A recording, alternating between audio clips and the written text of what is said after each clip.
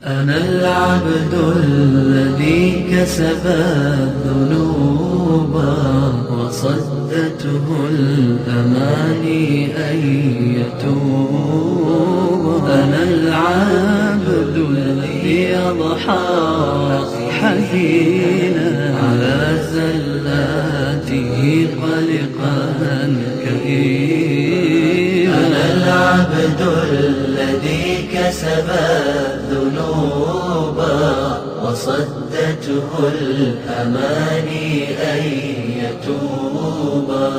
أنا العبد الذي Yana bir narsa qarindoshlar bu yerda nima uchun inson banda nima uchun mutlaq malik bo'lmaydi degan bir savol chiqishi mumkin. Limada la yakunul abdu malikan mutlaqan? Nima uchun banda mutlaq malik igi bo'g'ichi bo'lmaydi deb shunday bir savol chiqishi mumkin. Buni shunday javob berilganki, chunki inson har qanday narsadan behojat emasdir. Har qanday narsadan behojat emasdir. Agar biz dunyoda eng katta eng küçük bir padişahını paraz qilsak dunyoda, o acaba butkul qo'l ostidagi hammasidan behojat deb sanayli, behojat deb. Hech kimga hojat tushmaydi deb sanayli shunday bir kuchli bir podshoh. Acaba o havodan behojatmi? Suvdan behojatmi? Yemek içmekten behojatmi? To'y qilishdan behojatmi? Evet, hech birisidan behojat emas-ki. Shunga ehtiyojliqki. Shuning uchun inson hargiz va hargiz mutlaq malik bo'lolmaydi degan nuqta bu yerdan chiqadi. Shunlashqa Harunur Rashid hammamiz bilamiz qarindoshlar. Ko'pinchalar anglagan bo'lishinglar mumkin. Harunur Rashid Abbasi xalifasi.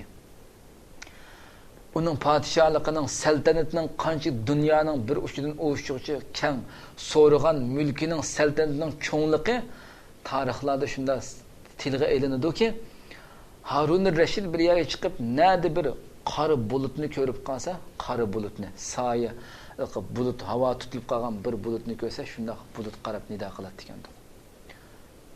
Ya ayyatuhas sahabi, amtiri ma'aki aynama shi'ti min ardillahi subhanahu wa ta'ala. Siz suyingizni Allohning ziminidan xoligan bulut, siz suyingizni Allohning ziminidan xoligan yerga tushiring. Nega yaqsangiz yig'ing. Fasawfa ya'tina kharajuki. Sizden çıkan bu xaraj zemindan o'shiri chiqadi ham, mo'lusli chiqqan ekan.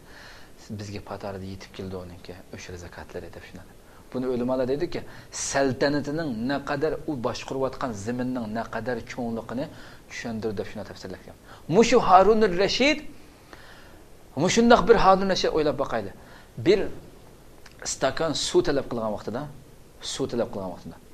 buning nəhayət aqlliq bir vaziri var ekan. Debtu ki ya emiral mu'minin bikam tashtari hazal ka'sa law muni'a ank. Ey emiral mu'minin, agar mushu bir stakan suv agar sendan cheklab qo'yilsa, sen shunga erishmay qolsan, bo'lmay sendan cheklab qo'yilsa, qanchalik narsaga setib olsan shunda shunday so'rabdi. Aqlliq vazir. Debtu ki binisfi mulki, men saltanatimning yerim bilan setib olman debdi.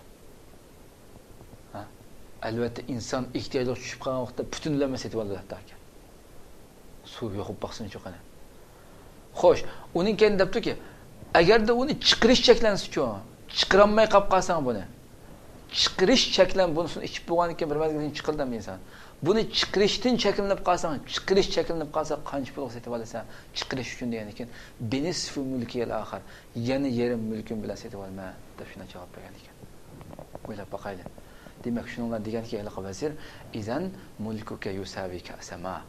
Sening saltanating, sening bu podshohliging bir stakan suv barobar degan ekan. O'ylab boqaylik qarindoshlar. Mushlarni tafakkur qilib boqaylik qarindoshlar. Biz naqadar ojiz, naqadar ehtiyojliq biz Alloh subhanahu va taologa. Bu yerda biz chunqur uyg'ib etishimiz, chunqur o'ylashimiz kerak qarindoshlar. كسب الذنوب وصدته الأماني أن يتوب. أنا العبد الذي